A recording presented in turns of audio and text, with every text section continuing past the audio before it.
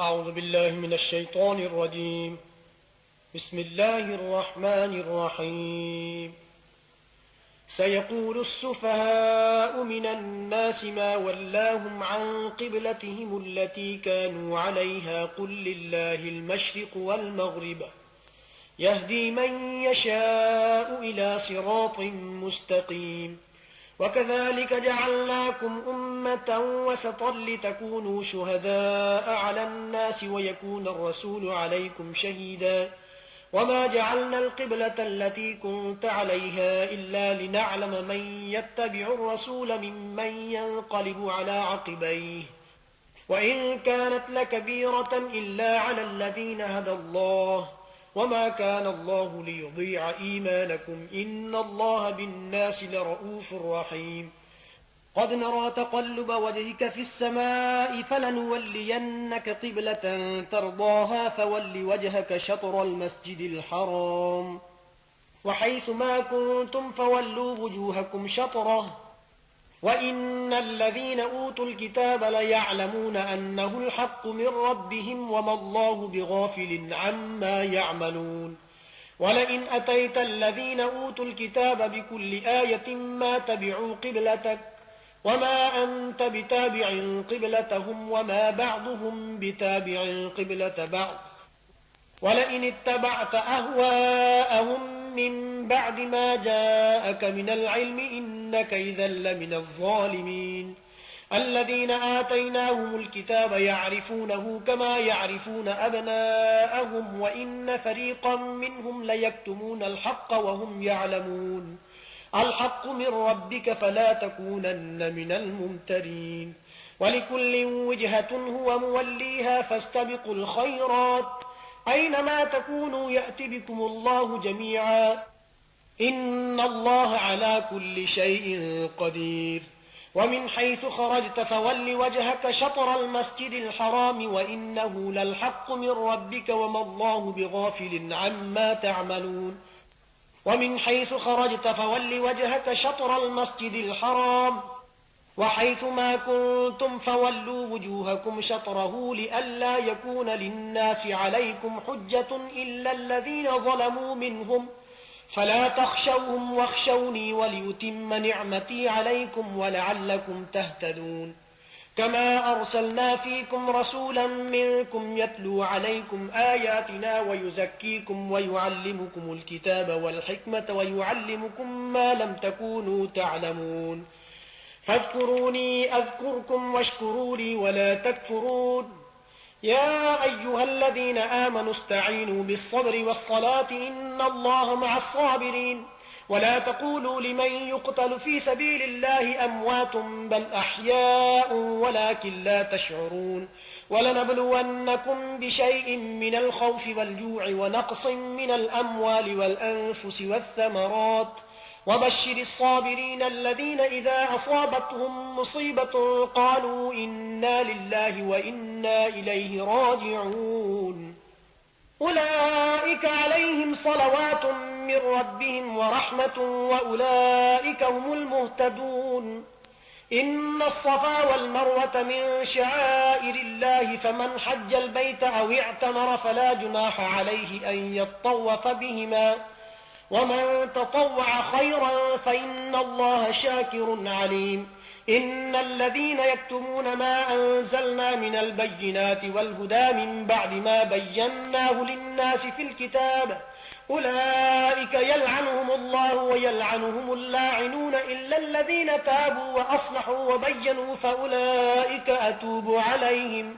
وأنا التواب الرحيم. إن الذين كفروا وماتوا وهم كفار أولئك عليهم لعنة الله والملائكة والناس أجمعين خالدين فيها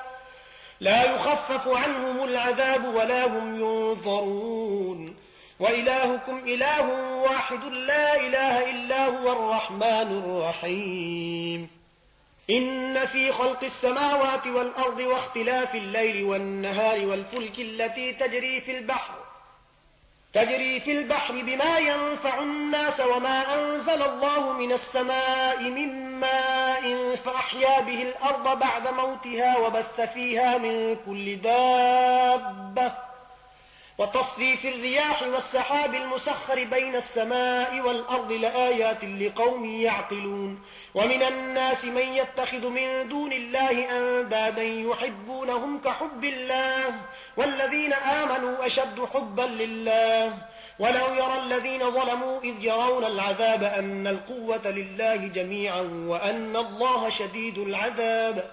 إذ تبرأ الذين اتبعوا من الذين اتبعوا ورأوا العذاب وتقطعت بهم الأسباب وقال الذين اتبعوا لو أن لنا كرة فنتبرأ منهم كما تبرؤوا منا كذلك يريهم الله أعمالهم حسرات عليهم وما هم بخارجين من النار يا أيها الناس كلوا مما في الأرض حلالا طيبا ولا تتبعوا خطوات الشيطان إنه لكم عدو مبين إنما يأمركم بالسوء والفحشاء وأن تقولوا على الله ما لا تعلمون وإذا قيل لهم اتبعوا ما أنزل الله قالوا بل نتبع ما ألفينا عليه آباءنا أولو كان آباؤهم لا يعقلون شيئا ولا يهتدون ومثل الذين كفروا كمثل الذي ينعق بما لا يسمع إلا دعاء ونداء صم بكم عمي فهم لا يعقلون يا أيها الذين آمنوا كلوا من طيبات ما رزقناكم واشكروا لله إن كنتم إياه تعبدون إنما حرم عليكم الميتة والدم ولحم الخنزير وما أهل به لغير الله فمن اضطر غير باغ ولا عاد فلا إثم عليه إن الله غفور رحيم إن الذين يكتمون ما أنزل الله من الكتاب ويشترون به ثمنا قليلا أولئك ما يأكلون في بطونهم إلا النار ولا يكلمهم الله يوم القيامة ولا يزكيهم ولهم عذاب أليم أولئك الذين اشتروا الضلالة بالهدى والعذاب بالمغفرة فما أصبرهم على النار ذلك بأن الله نزل الكتاب بالحق وإن الذين اختلفوا في الكتاب لفي شقاق بعيد ليس البر أن تولوا وجوهكم قبل المشرق والمغرب ولكن البر من آمن بالله واليوم الآخر والملائكة والكتاب والنبيين وآتى المال على حبه ذوي القربى واليتامى والمساكين وابن السبيل والسائلين وفي الرقاب وأقام الصلاة وآتى الزكاة والموفون بعهدهم إذا عاهدوا والصابرين في البأساء والضراء وحين البأس أولئك الذين صدقوا وأولئك هم المتقون يا أيها الذين آمنوا كتب عليكم القصاص في القتلى الحر بالحر والعبد بالعبد والأنثى بالأنثى فمن عفي له من أخيه شيء فاتباع بالمعروف وأداء إليه بإحسان ذلك تخفيف من ربكم ورحمة فمن اعتدى بعد ذلك فله عذاب أليم ولكم في القصاص حياة يا أولي الألباب لعلكم تتقون كتب عليكم إذا حضر أحدكم الموت إن ترك خيرا الوصية للوالدين والأقربين بالمعروف حقا على المتقين فمن بدله بعدما سمعه فإنما إثمه على الذين يبدلونه إن الله سميع عليم فمن خاف من موص جنفا أو إثما فأصلح بينهم فلا إثم عليه إن الله غفور رحيم يا أيها الذين آمنوا كتب عليكم الصيام كما كتب على الذين من قبلكم لعلكم تتقون أياما معدودات فمن كان منكم مريضا أو على سفر فعدة من أيام أخر وعلى الذين يطيقونه فدية طعام مسكين فمن تطوع خيرا فهو خير له وأن تصوموا خير لكم إن كنتم تعلمون شهر رمضان الذي أنزل فيه القرآن هدى للناس وبينات من الهدى والفرقان فمن شهد منكم الشهر فليصمه ومن كان مريضا أو على سفر فعدة من أيام أخر يريد الله بكم اليسر ولا يريد بكم العسر ولتكملوا العدة ولتكبروا الله على ما هداكم ولعلكم تشكرون وإذا سألك عبادي عني فإني قريب أجيب دعوة الداع إذا دعاني فليستجيبوا لي وليؤمنوا بي لعلهم يرشدون أحل لكم ليلة الصيام الرفث إلى نسائكم هن لباس لكم وأنتم لباس لهن علم الله أنكم كنتم تختالون أنفسكم فتاب عليكم وعفى عنكم فالآن باشروهن وابتغوا ما كتب الله لكم وكلوا واشربوا حتى يتبين لكم الخيط الأبيض من الخيط الأسود من الفجر ثم أتموا الصيام إلى الليل ولا تباشروهن وأنتم عاكفون في المساجد تلك حدود الله فلا تقربوها كذلك يبين الله آياته للناس لعلهم يتقون ولا تأكلوا أموالكم بينكم بالباطل وتدلوا بها إلى الحكام لتأكلوا فريقا من أموال الناس بالإثم وأنتم تعلمون يسألونك عن الأهلة قل هي مواقيت للناس والحج وليس البر بأن تأتوا البيوت من ظهورها ولكن البر من اتقى وأتوا البيوت من أبوابها واتقوا الله لعلكم تفلحون وقاتلوا في سبيل الله الذين يقاتلونكم ولا تعتدوا إن الله لا يحب المعتدين واقتلوهم حيث ثقفتموهم وأخرجوهم من حيث أخرجوكم والفتنة أشد من القتل ولا تقاتلوهم عند المسجد الحرام حتى يقاتلوكم فيه فإن قاتلوكم فاقتلوهم كذلك جزاء الكافرين فإن انتهوا فإن الله غفور رحيم وقاتلوهم حتى لا تكون فتنة ويكون الدين لله فإن انتهوا فلا عدوان إلا على الظالمين الشهر الحرام بالشهر الحرام والحرمات قصاص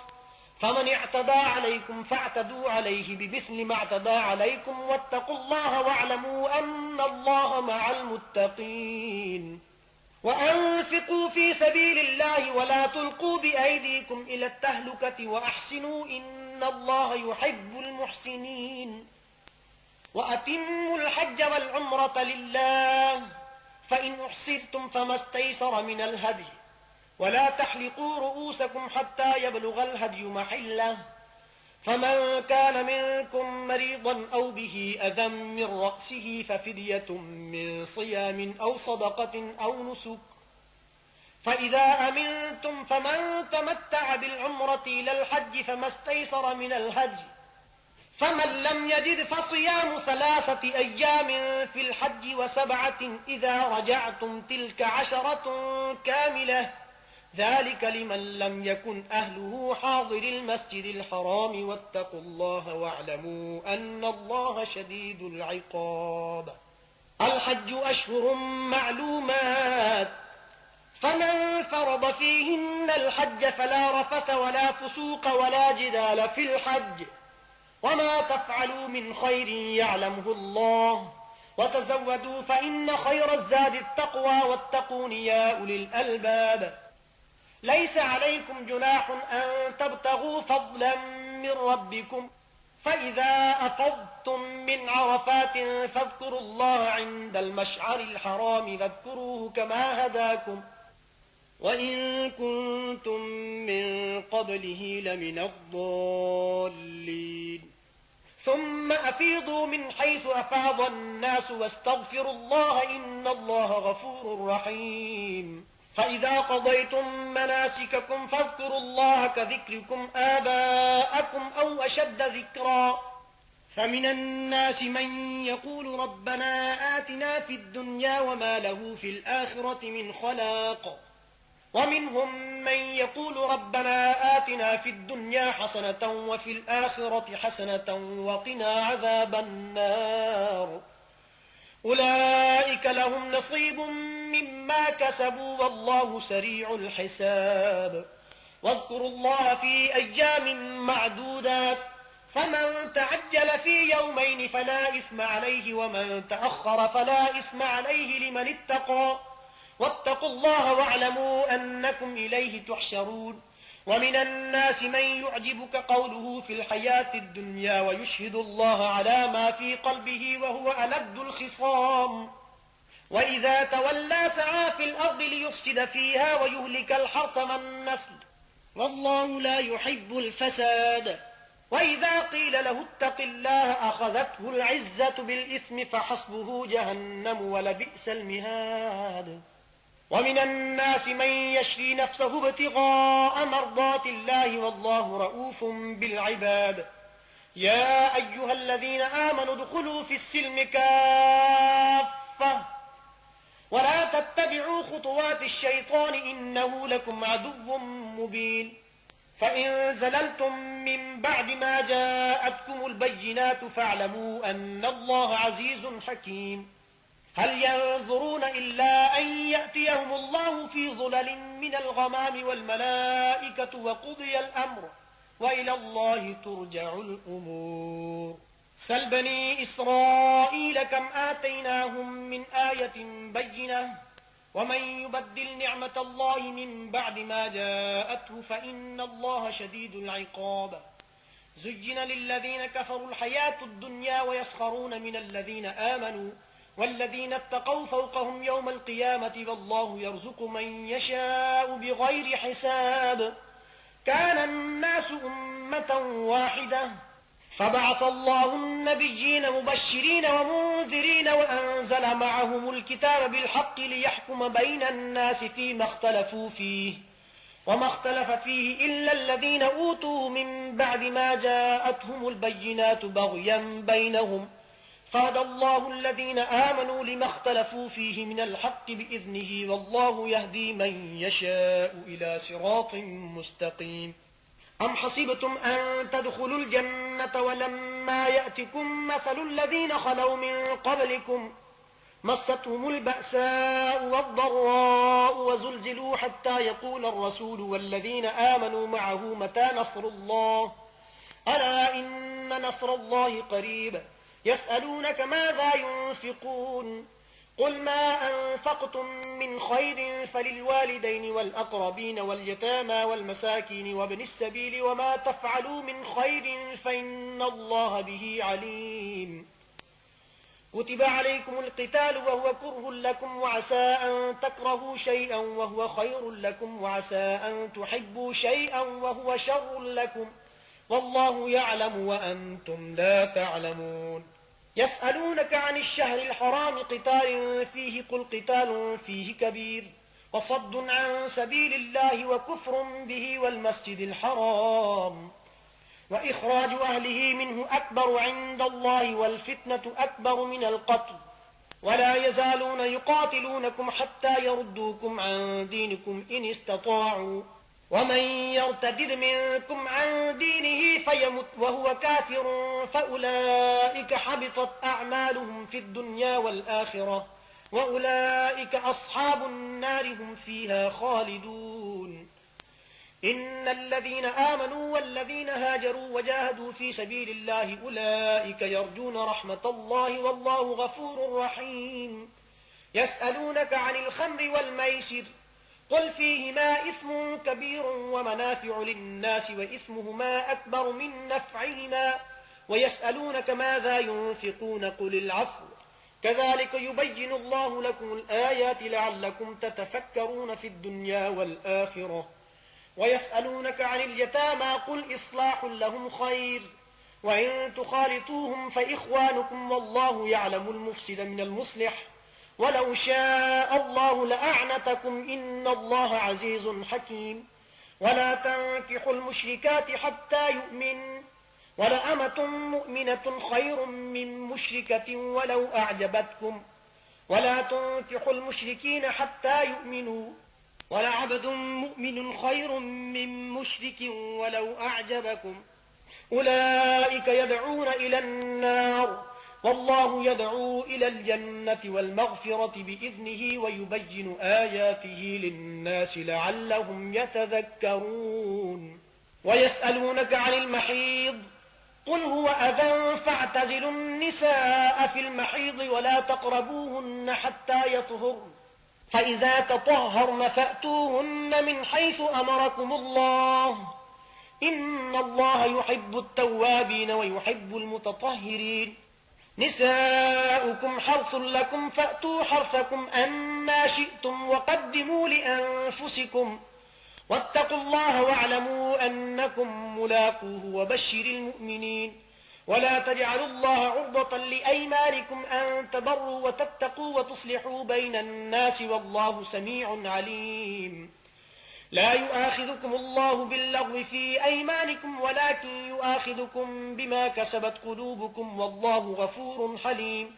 للذين يؤلون من نسائهم تربص 4 أشهر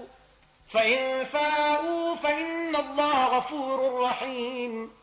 وإن عزموا الطلاق فإن الله سميع عليم والمطلقات يتربصن بأنفسهن 3 قروء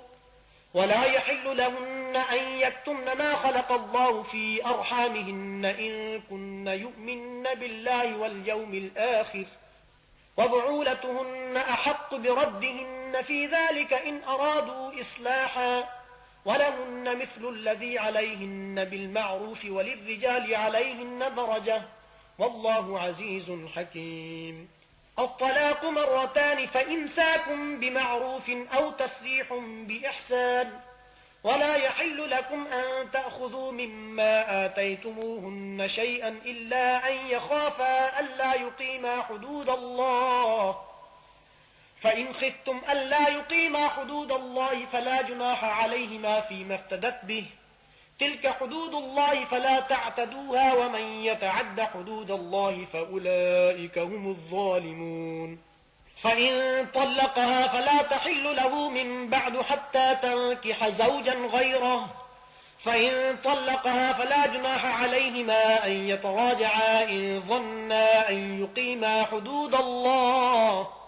وتلك حدود الله يبينها لقوم يعلمون وإذا طلقتم النساء فبلغن أجلهن فأمسكوهن بمعروف أو سرحوهن بمعروف ولا تمسكوهن ضرارا لتعتدوا ومن يفعل ذلك فقد ظلم نفسه ولا تتخذوا آيات الله هزوا واذكروا نعمة الله عليكم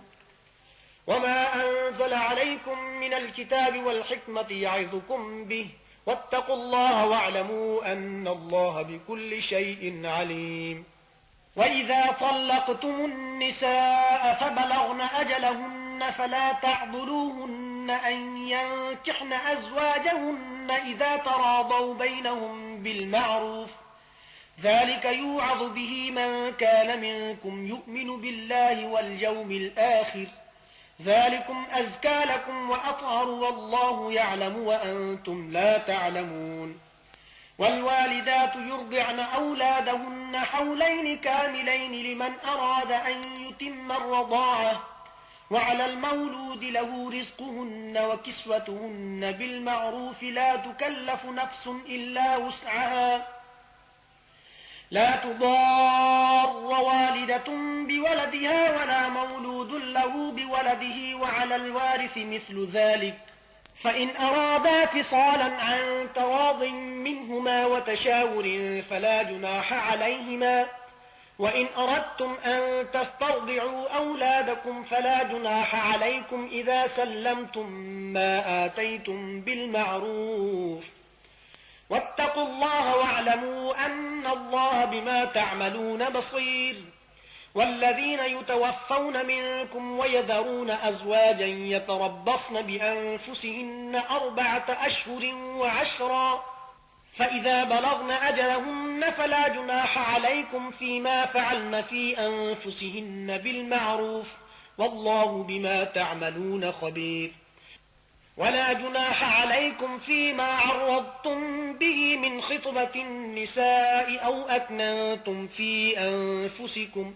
علم الله أنكم ستذكرونهن ولكن لا تواعدوهن سرا إلا أن تقولوا قولا معروفا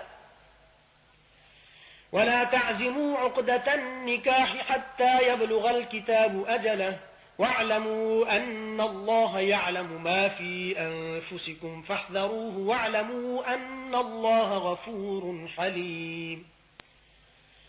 لا جناح عليكم إن طلقتم النساء ما لم تمسوهن أو تفرضوا لهن فريضة ومتعوهن على الموسع قدره وعلى المقتر قدره متاعا بالمعروف حقا على المحسنين وإن طلقتموهن من قبل أن تمسوهن وقد فرضتم لهن فريضة فنصف ما فرضتم إلا أن يعفون أو يعفو الذي بيده عقدة النكاح وأن تعفوا أقرب للتقوى ولا تنسوا الفضل بينكم إن الله بما تعملون بصير حافظوا على الصلوات والصلاة الوسطى وقوموا لله قانتين فإن خفتم فرجالا أو ركبانا فإذا أمنتم فاذكروا الله كما علمكم ما لم تكونوا تعلمون والذين يتوفون منكم ويذرون أزواجا وصية لأزواجهم متاعا إلى الحول غير إخراج فإن خرجن فلا جناح عليكم فيما فعلن في أنفسهن من معروف والله عزيز حكيم وللمطلقات متاع بالمعروف حقا على المتقين كذلك يبين الله لكم آياته لعلكم تعقلون ألم تر إلى الذين خرجوا من ديارهم وهم ألوف حذر الموت فقال لهم الله موتوا ثم أحياهم إن الله لذو فضل على الناس ولكن أكثر الناس لا يشكرون وقاتلوا في سبيل الله واعلموا أن الله سميع عليم من ذا الذي يقرض الله قرضا حسنا فيضاعفه له أضعافا كثيرة والله يقبض ويبسط وإليه ترجعون ألم تر إلى الملأ من بني إسرائيل من بعد موسى إذ قالوا لنبي له مبعث لنا ملكا نقاتل في سبيل الله قال هل عسيتم إن كتب عليكم القتال ألا تقاتلوا قالوا وما لنا ألا نقاتل في سبيل الله وقد أخرجنا من ديارنا وأبنائنا فلما كتب عليهم القتال تولوا إلا قليلا منهم والله عليم بالظالمين وقال لهم نبيهم إن الله قد بعث لكم طالوت ملكا قالوا أنى يكون له الملك علينا ونحن أحق بالملك منه ولم يؤت سعة من المال قال إن الله اصطفاه عليكم وزاده بسطة في العلم والجسم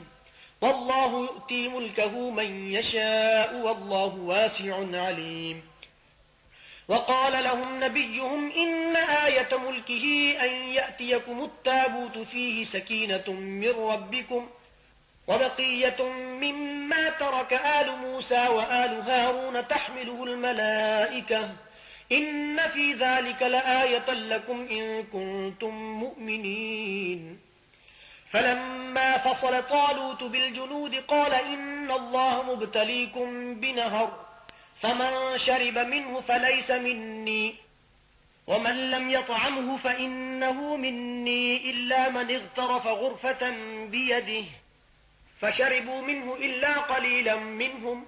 فلما جاوزه هو والذين آمنوا معه قالوا لا طاقة لنا اليوم بجالوت وجنوده قال الذين يظنون أنهم ملاقوا الله كم من فئة قليلة غلبت فئة كثيرة بإذن الله والله مع الصابرين ولما برزوا لجالوت وجنوده قالوا ربنا أفرغ علينا صبرا وثبت أقدامنا وانصرنا على القوم الكافرين فهزموهم بإذن الله وقتل داود جالوت وآتاه الله الملك والحكمة وعلمه مما يشاء ولولا دفع الله الناس بعضهم ببعض لفسدت الأرض ولكن الله ذو فضل على العالمين تلك آيات الله نتلوها عليك بالحق وإنك لمن المرسلين صدق الله العظيم.